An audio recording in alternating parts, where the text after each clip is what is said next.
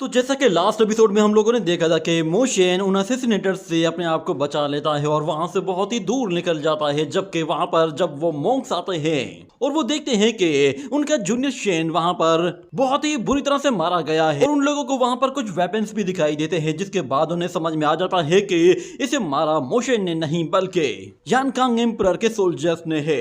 मगर वहां पे मौजूद एक सीनियर मॉन्क जो कि मोशन का दुश्मन था और वो उससे अपनी दुश्मनी निकालने के लिए जानबूझकर लॉर्ड रूलाई के पास जाकर उसे बताता है कि उस लड़के को मोशन ने मारा है, जबकि लॉर्ड रूलाई सारी सच्चाई के बारे में जान जाता है और उस मास्टर को वहां से निकाल देता है। जिसके बाद वो मॉन्क फौरन से अपना सेक्ट छोड़कर जा रहा होता है तो क्राउन प्रिंस उसे अपनी शिप में बुला लेता है और उसे भी अपनी टीम में शामिल कर लेता है और उसे बता देता है कि वो मोशन को अकेला नहीं मार सकता क्योंकि उससे भी पावरफुल कल्टीवेटर्स उसके पास जा चुके हैं, मगर वो सारे मारे गए थे। जबकि मोशन वो अब यानकांग किंगडम की तरफ निकल गया था। हमें दिखाया जाता है कि यानकांग किंगडम में बर्फबारी बढ़ती जा रही होती है और इतनी ज्यादा बर्फ गिरी थी कि उस बर्फ को क्लियर करने के लिए बहुत सारी स्टोरेज बोटल्स का इस्तेमाल किया जा रहा था, जिसके जरिए उस बर्फ को वहां से हटाया जा रहा था ताकि लोग जिंदगी गुजार सकें और वहां पर फसल उगाने का भी काम चलता रहे, क्योंकि अगर फसल नहीं उगाई जाएगी तो लोग बहुत जल्द भूखे मरना शुरू हो जाएंगे। ये सब देखने के बाद मोशन कहता है कि नेचुरल डिजास्टर से इतनी ज्यादा तबाही नहीं होती, पर अच्छी बात यह है कि यहाँ पर स्नो को रोक दिया गया है, जिसके बाद अब इस स्काई को भी बहुत जल्दी क्लियर कर दिया जाएगा और लोग यहाँ पर दोबारा से अपनी खेती बाड़ी शुरू करेंगे। मगर मुझे एक बात समझ में नहीं आ रही कि आखिर गॉड्स ने यानकांग किंगडम पर ही डिजास्टर क्यों भेजा है। यहाँ हमें दिखाया जाता है बहुत सारे सोल्जर अपने वर्मिलियन बर्ड्स के जरिए पूरे के पूरे स्काई को क्लियर कर देते हैं ताकि सारे क्लाउड्स खत्म हो जाएं और नीचे जमीन पर अच्छी तरह से मॉइस्चराइजर भी आ जाए। और मोशन यहाँ पर यह सोच रहा होता है कि शायद यानकांग किंगडम की पावर की वजह से ही गॉड्स को लगा होगा कि शायद वो आगे चलकर उनके लिए कोई खतरा बन जाएगा और उनके इस दुनिया में मौजूद जितने भी सेक्ट्स हैं जो कि उन गॉड्स पर बिलीव करते हैं और उनकी कमांड्स को मानते हैं वो बहुत जल्द खत्म हो जाएंगे, क्योंकि यानकांग किंगडम सारे के सारे सेक्ट्स को एक के बाद एक टेक ओवर कर रहा था और हो सकता है कि शायद इसके पीछे कोई बहुत ही डीप रीजन हो। यहाँ पे हमें दिखाया जाता है कि जब वो जमीन और स्काई बिल्कुल क्लियर हो जाता है तो लोग जमीन पर अपनी खेती बाड़ी करना शुरू करते हैं ताकि वहां पर जल्द से जल्द फसल उगाई जाए।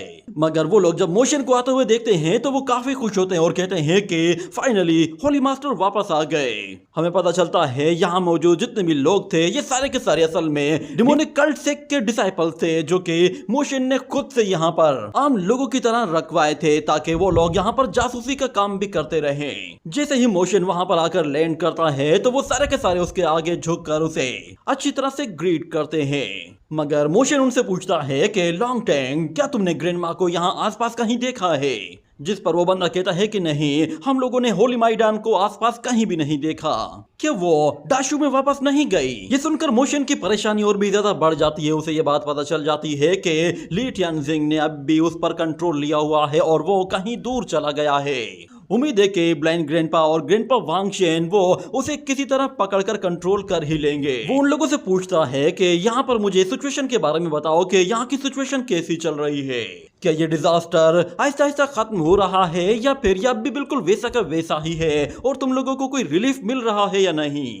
तो वो बंदा उसे बताता है कि एम्परर इस वक्त साउथ की तरफ गए हुए हैं क्योंकि वो लोग जो कि खाने पीने की चीजें स्टोर कर रहे थे और लोगों को डिस्ट्रीब्यूट करने से रोक रहे थे, उन्हें मनाने के लिए गए हैं और बहुत से लोगों को उन्होंने मरवा भी दिया है जो कि इस काम में टांग अड़ा रहे थे। और डिजास्टर के टाइम पर उन लोगों ने काफी ज्यादा स्टॉक इकट्ठा कर लिया था। मगर वहां मौजूद एक दूसरा सोल्जर कहता है कि मुझे पता चला है कि वो अभी अभी नॉर्थ साइड की तरफ गए हैं और ये बात भी सुनने में आई है कि एम्परर को मारने के लिए बहुत सारे लोगों ने कोशिश भी की है, मगर क्योंकि एम्परर वो इस दुनिया के टॉप के डिवाइन मार्शल आर्ट कल्टीवेटर्स में से एक है तो इसलिए वो खुद को उस सिचुएशन से आराम से बाहर निकाल लेते हैं और ऊपर से उनके पास बहुत सारे पावरफुल जनरल्स भी मौजूद है। ये बात सुनने के बाद मोशन उनसे पूछता है कि आखिर एम्परर को उनके ही अपने किंगडम के अंदर कौन मारने की कोशिश कर रहा है। तो वो वॉरियर उसे बताता है कि हम लोगों ने इस पर इन्वेस्टिगेशन की है और पता लगाया है कि ये सब कुछ लॉर्ड टियान खुद से कर रहे हैं। वो मास्टर कियोंग के साथ मिलकर एक गहरी साजिश रच रहे हैं और उनका साथ देने के लिए यानकांग किंगडम के बाहर के सेक्ट के लोग भी उनका साथ दे रहे हैं। ये बात मोशन को काफी सरप्राइज कर देती है कि यानकांग किंगडम के बाहर से भी लोग अब इंटरवेन करने लगे हैं, यानी कि मामला अब काफी ज्यादा गंभीर हो चुका है। तो अब इंपीरियल मास्टर को वापस आ ही जाना चाहिए था, मगर वो सोल्जर्स कहते हैं कि हमें अभी तक इंपीरियल मास्टर की कोई खबर नहीं मिली है।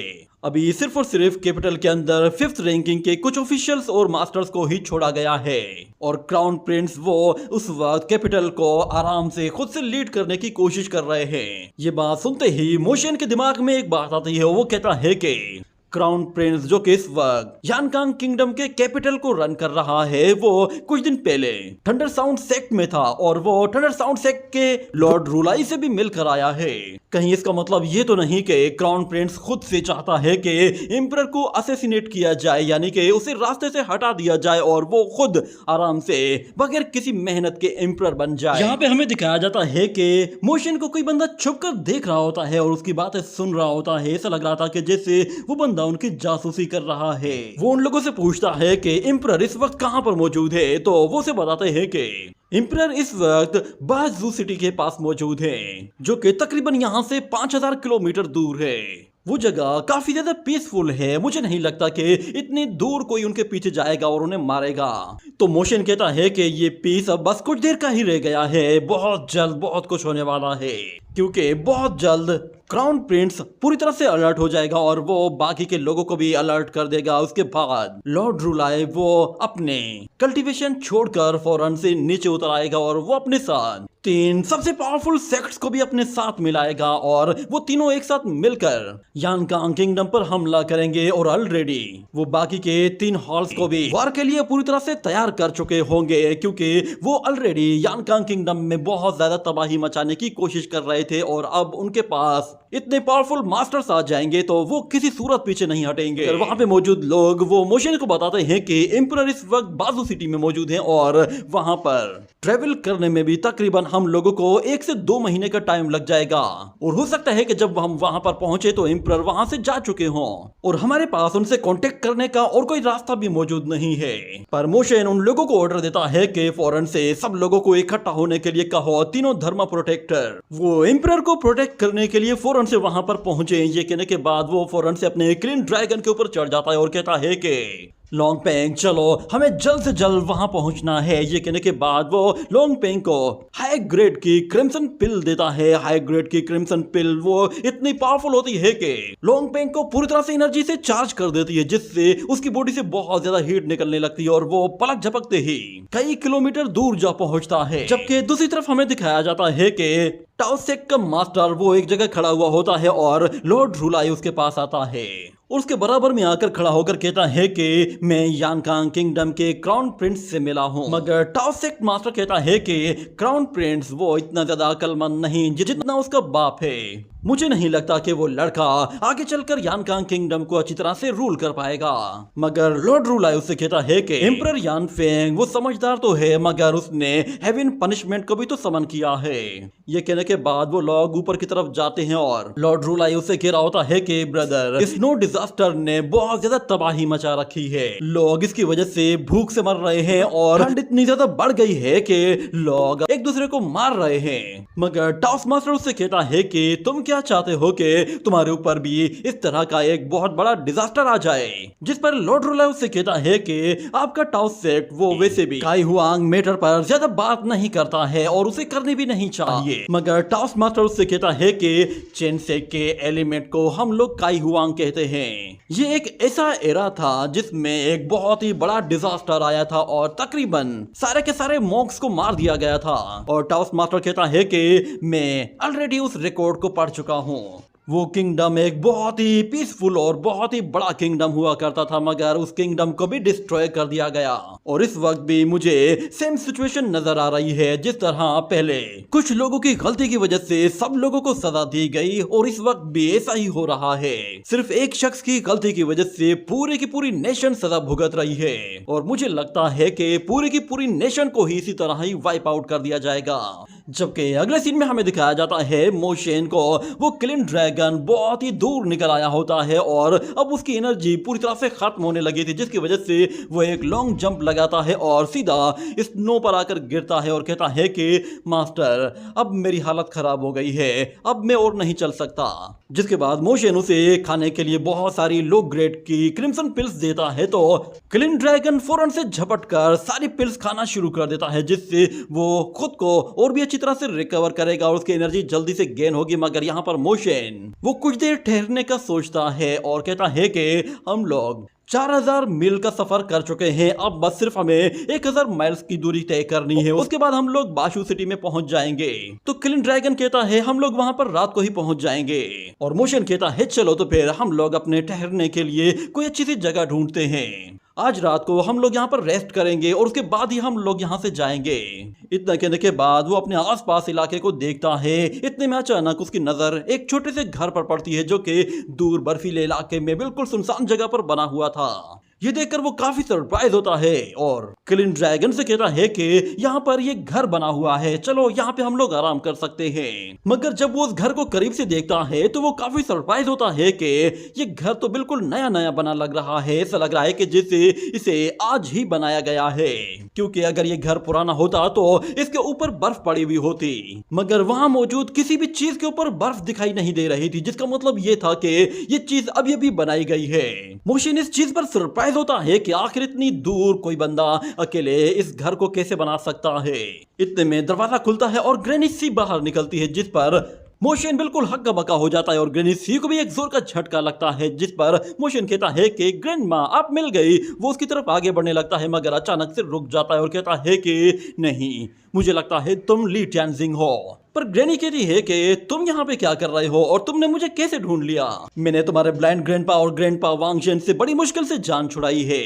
पर मोशन कहता है मुझे बताओ कि तुम हो कौन, क्या तुम ग्रैंडमा हो या फिर तुम ली टानजिंग हो? तो ग्रैनी सी मुस्कुराती है और फिर कहती है कि उस ओल्ड डीमन को तो मैंने सप्रेस कर दिया है। लॉर्ड ड्रूलाई ने उस डीमन को एलिमिनेट करने के लिए अपनी पावर को यूज किया था, मगर वो उसमें कामयाब नहीं हो पाया, मगर उसने ली टानजिंग को काफी हद तक वीक कर दिया था। अब मेरी और उसकी पावर दोनों इक्वली मैच हो गई है, इसीलिए हम लोगों ने एक एग्रीमेंट कर लिया है। वो रात के टाइम पर मेरी बॉडी के ऊपर टेक ओवर करेगा और दिन के टाइम पे ये बॉडी मेरे पास होगी। तो मोशन कहता है अगर तुम वाकई में ग्रैंडमा हो तो मुझे बताओ कि आपने ग्रैंडपा वांगशेन और ब्लाइंड ग्रैंडपा को अवॉइड क्यों किया और उनसे निकलकर दूर क्यों चली गई? आपको उनके साथ डाशू चले जाना चाहिए था। मगर ग्रैनी कहती है अगर मैं डाशू चली जाती और रात के टाइम पे डार्कनेस वहां पर आ जाती और ली टानजिंग वो डार्कनेस में कहीं बाहर निकल जाता तो क्या होता? मेरी बॉडी इतनी ज्यादा स्ट्रॉन्ग नहीं है कि वो डार्कनेस को बर्दाश्त कर सके। अगर ली टानजिंग मुझे मारना चाहता तो वो मुझे वहां पर बहुत ही आराम से मरवा सकता है, इसलिए मैंने दूर इस जगह पर आकर स्टे किया है। मैं यहाँ रहकर उस डीमन को सप्रेस करने की कोशिश कर सकती हूँ। पर मोशन कहता है चाहे कुछ भी हो जाए मैं तुम पे भरोसा नहीं करूंगा। ये सुनते ही ग्रैनी सी गुस्से में आकर उसे जोर से सर पे मारती और कहती है तुम्हारी इतनी हिम्मत, तुम अपनी ग्रैंडमा की बात को इग्नोर कर रहे हो। अगर मेरी जगह वो ओल्ड डीमन होता तो उसे तुम्हें नुकसान पहुंचाने के लिए तुम्हारे साथ झूठ बोलने की कोई जरूरत नहीं पड़ती, वो डायरेक्टली तुम पे अटैक करके तुम्हें मार डालता। ये बातें सुनने के बाद मोशन कहता है कि अब तो यकीन हो गया कि यही ग्रैंडमा है। वो उसके साथ अंदर जाता है और देखता है कि ग्रैंडमा ने अपने नए घर के लिए काफी अच्छा फर्नीचर बना रखा है, मगर जब उसकी नजर टेबल्स पर और चेयर्स पर पड़ती है तो वो कहता है कि लगता है इन्हें सही तरह से कैलकुलेट करके नहीं बनाया गया, जरूर ये कारपेंट्री भी ग्रैंडमा ने खुद से ही की है। जिसके बाद वो एक और टेबल के पास जाता है और देखता है कि वहां पर तो एक स्लाइड जैसी चीज बनी हुई है। वो एक पिल को रखता है जो कि लुढ़कते हुए सीधा नीचे जाती है और वो क्लिन ड्रैगन उसे खा जाता है। ये देखकर मोशन कहता है कि ग्रैंडमा ये क्या चीज बनाई है आपने? जिस पर ग्रैनी सी कहती है कि ये चीज असल में मेरा बेड है, मैंने सोचा अपने सोने के लिए कोई अच्छी जगह बनाऊं पर शायद ये अच्छी से नहीं बनी है। तो मोशन कहता है कि ठीक है तो फिर मैं इसे संभालता हूँ। ये कहने के बाद वो खुद से ही ग्रैंडमा के लिए एक बेड बनाना शुरू कर देता है। उसके लिए वो बाहर जाता है, लकड़ियां काटता है, उन लकड़ियों के छोटे छोटे पीसेस करता है और फिर अपनी कारीगरी दिखाना शुरू कर देता है। मोशन ने ग्रैंडपा वांगशेन से वुड कटिंग और वुड क्राफ्टिंग स्किल्स बहुत ही अच्छी तरह से सीख रखे होते हैं, तो इसीलिए उसके लिए किसी भी लकड़ी को किसी चीज में ट्रांसफॉर्म करना कोई बड़ी बात नहीं थी। वो एक एक करके सारी चीजें रिपेयर करना शुरू कर देता है, यहाँ तक कि वो ग्रेनिसी के टेबल पर एक मिरर को देखता है जिस पर बहुत ज्यादा धूल पड़ी हुई होती है। वो उसे ले जाता है और पानी पर साफ करने के लिए अपनी फिंगर्स के जरिए वाटर एट्रीब्यूट टेक्निक को यूज करके उस मिरर के ऊपर इतना जोरदार प्रेशर डालता है कि उसमें मौजूद जितनी भी धूल मट्टी होती है वो सारी की सारी साफ हो जाती है और वो मिरर पूरी तरह से क्लियर हो जाता है। मोशन उसे लाकर वापस ग्रेनिसी की टेबल पर रखता है जिस पर ग्रेनिसी अपना चेहरा देखती है और काफी खुश होती है, मगर मोशन वो दिन रात लगा रहता है और ग्रेनिसी की मदद करता है। ये देखकर ग्रेनिसी उसे कहती है कि तुम काफी लंबा सफर तय करके आए हो और काफी थके हुए भी हो, तुम्हें आराम कर लेना चाहिए, ये काम तुम बाद में भी कर सकते हो। मगर मोशन पीछे पलटता है और ग्रेनी से कहता है कि ग्रैंडमा, कहीं आप यहाँ से जाने का तो नहीं सोच रही? मुझे लगता है आप मुझे यहाँ पर छोड़कर कहीं दूर जाने वाली हैं। जिस पर ग्रेनिसी थोड़ा सा परेशान हो जाती है और मोशन उसे घूर घूर कर देखता है और उसके चेहरे को पढ़ने की कोशिश करता है, मगर ग्रेनिसी कहती है कि नहीं, ऐसी कोई बात नहीं। जिस पर मोशन कहता है, हाँ ये अच्छी बात कही आपने, वैसे भी मैं काफी ज्यादा थक गया हूँ, मुझे थोड़ा सा रेस्ट कर लेना चाहिए, मैं जाकर सो जाता हूँ। ये कहने के बाद वो फौरन से अंदर चला जाता है। ग्रेनिसी अपने बच्चे को पहली मर्तबा इस तरह उसके लिए मेहनत करता हुआ देखती है तो उसे भी अपने बच्चे पर काफी प्राउड फील हो रहा था, मगर साथ में उसे डर भी था कि एल्डर ली टानजिंग जब उसकी बॉडी को टेक ओवर करेगा तो वो पता नहीं इसका क्या हाल कर देगा। जब वो अंदर आकर देखती है तो मोशन एक टेबल पर सर रखकर सो गया था और उसके घर का पूरा फर्नीचर ही मोशन ने बिल्कुल चेंज कर दिया होता है, जैसे कि सारा फर्नीचर किसी प्रोफेशनल कारपेंटर ने बनाया हो। वो अपने घर की हर एक चीज को चेक करती है। मोशन ने उसकी पसंद का बहुत ही अच्छी तरह से ख्याल रखा था, उसकी जरूरत की हर एक चीज उसने बना रखी थी। ग्रेनिसी ये सब कुछ देखकर काफी ज्यादा खुश होती है और फौरन से मोशन के पास आ जाती है तो मोशन वहां पर सो रहा होता है, जिस पर वो उसके सर पे हाथ रखती है और फिर दोबारा से उसे मोशन का ख्याल आता है कि कहीं एल्डर ली टानजिंग इसे हर्ट ना करे, और ऊपर से मोशन उसे यहाँ से दूर भी नहीं जाने देना चाहता। और अगले सीन में हमें दोबारा से डाउस पीक का सीन दिखाया जाता है जहां पर लॉर्ड रूलाई वो डाउसेक के मास्टर से कहता है कि क्या आपने कुछ चीज तय कर ली है, क्या डिसाइड किया है आपने? तो टाउस मास्टर कहता है कि एक बहुत बड़ी नेशन जिसमें सिर्फ थोड़े से ही लोग मौजूद हैं, मगर वहीं पे अपोजिट साइड पे एक ऐसा कंट्री जिसमें बहुत थोड़े से लोग हैं और वो कंट्री भी बिल्कुल छोटा है। मेरे ख्याल से वो कंट्री बड़ी नेशन से ज्यादा बेहतर है। मेरे ख्याल से हमें फिलहाल के लिए किसी के ऊपर भी बिलीव नहीं करना चाहिए, क्योंकि वो जगह जो कि बिल्कुल केयर फ्री होती है वो कभी भी पीसफुल नहीं होती। वो लॉर्ड रूलाई को बता रहा होता है कि हमारे टाउस सेक्ट ने बहुत सारे ट्रेडिशंस को फॉलो किया हुआ है और हम लोगों ने बहुत सारी मैजिकल इनहेरिटेंस को भी अचीव किया है। अब वो छोटे कंट्रीज जिनमें बहुत कम लोग मौजूद हैं वो हमारे सेक्ट्स की कमांड्स को फॉलो करेंगे। तो लॉर्ड रूलाई कहता है, क्या तुम अब अपने पुराने दिनों को याद कर रहे हो? जबकि दूसरी तरफ हमें दोबारा से यान कांग किंगडम का सीन दिखाया जाता है जहां पर एम्परर यान फेंग लोगों की सिचुएशन को देखने के लिए खुद से ट्रेवल कर रहा होता है और वो देखता है कि वहां मौजूद लोग बहुत बुरी सिचुएशन में हैं। वो जनरल से पूछता है कि आज कितने लोगों की ठंड की वजह से डेथ हुई है। तो जनरल कहता है कि आज किसी की भी डेथ नहीं हुई, क्योंकि आज सारी की सारी टेरिटरीज पर टाइम पर खाना पहुंचा दिया गया था, इसीलिए सब लोगों को आज के दिन के लिए बचा लिया गया है। और ये भी सुनने में आया है कि बाजू सिटी के लोगों को रिलीफ देने के लिए इंपीरियल पैलेस से बहुत पहले ही रिलीफ टीम्स निकल चुकी है। यहाँ पे हम लोगों ने कुछ ऑर्गेनाइजेशन भी बना दी है जो कि लोगों को अच्छी तरह से मेंटेन करेंगी और खाने को अच्छी तरह से डिस्ट्रीब्यूट करेंगे। ये लोग कई दिन से भूखे थे, इसीलिए हम लोगों ने इनकी मदद करने के लिए इन लोगों को पेट भर खाना भी दे दिया है। अब ये लोग कई दिनों के बाद जाकर खाना खाएंगे। जबकि एम्परर कहता है कि बहुत सारे लोग नहीं जानते कि मैंने रिफॉर्म्स क्यों किए हैं। सब लोग पहले तो बहुत ही अच्छी तरह से रह रहे थे, सबको खाना मिल रहा था, सब लोगों के ऊपर किसी किस्म का कोई डिजास्टर नहीं आया था, उनके पास खाने पीने और पहनने को भी सब कुछ मौजूद था। मगर बहुत सारे लोगों को ये लगता है कि मैंने रिफॉर्म सिर्फ इसलिए किए हैं ताकि मैं अपनी यान कांग किंगडम की टेरिटरी को ज्यादा से ज्यादा एक्सपेंड करूं, और यहाँ पर जितने भी नेचुरल डिजास्टर्स और मैन मेड डिजास्टर्स आ रहे हैं वो सारे के सारे मेरे रिफॉर्म्स की वजह से आ रहे हैं। मगर ये असल में एक धोखा है, रिफॉर्म्स की वजह से ऐसा कुछ भी नहीं हुआ है। हमारे रूल्स में ऐसी कोई भी चीज नहीं जिसकी वजह से इन लोगों को ठंड की वजह से मरना पड़े। इतना कहने के बाद वो सूप डिस्ट्रीब्यूटर्स की लाइन में खुद खड़ा हो जाता है और खुद से ही सूप डिस्ट्रीब्यूट करना शुरू करता है। जनरल वुई भी उसकी हेल्प करने के लिए उन लोगों के साथ काम कर रहा होता है और दूसरी तरफ हम देखते हैं अचानक से एक छोटा सा बाउल आता है जो कि उस टेबल से ऊपर तक नहीं पहुंच पा रहा था और एम्परर देखता है कि वहां पर असल में एक छोटा बच्चा है जिसने एक टूटा हुआ बाउल पकड़ा हुआ है। और वो बच्चा जब उस बाउल को सीधा करता है तो एम्परर उसे भी सूप देता है और एम्परर देखता है कि वो बच्चा उस सूप को लेकर फौरन से अपनी ग्रैंड माँ के पास गया है और उसकी ग्रैंड माँ जो कि ठंड से बहुत ही बुरी सिचुएशन में आ गई थी और तकरीबन मरने के करीब थी, वो उस सूप को उस ग्रैंड माँ को पिलाता है। ये देखने के बाद एम्परर यान फेंग अपनी चादर उस ग्रैंड माँ को उड़ा देता है ताकि वो ठंड से बच सके।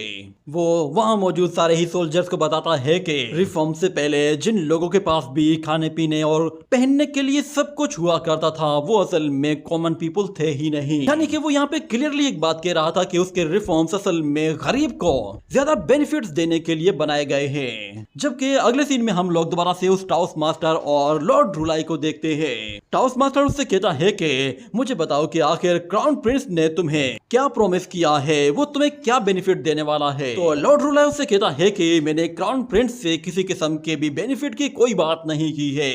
ये सुनकर टाउस मास्टर थोड़ी देर के लिए हैरान होता है। उसे शक होता है कि शायद लॉर्ड रूलाई उससे कुछ छुपा रहा है, मगर काफी देर सोचने के बाद वो इस बात पे आ जाता है कि चलो ठीक है, मैं तुम पे भरोसा करता हूँ। और वो उस एसेंस के जरिए फौरन से अपनी एनर्जी जनरेट करते हुए अपनी सोर्ड को समन करते हुए कहता है कि न जाने कितना टाइम हो चुका है मैंने अपनी ये सोर्ड यूज नहीं की, ये तो काफी ज्यादा डल हो चुकी है और पता नहीं एम्परर यान फेंग के सामने ये टेक्निक काम आएगी भी या नहीं, क्योंकि वो एक ट्रू ड्रैगन एम्परर है। उम्मीद है कि मेरी ये स्वॉर्ड उसे काटने के लिए काफी होगी। और लॉर्ड रूलाई उससे कहता है मेरी मदद करने के लिए तुम्हारा बहुत बहुत शुक्रिया।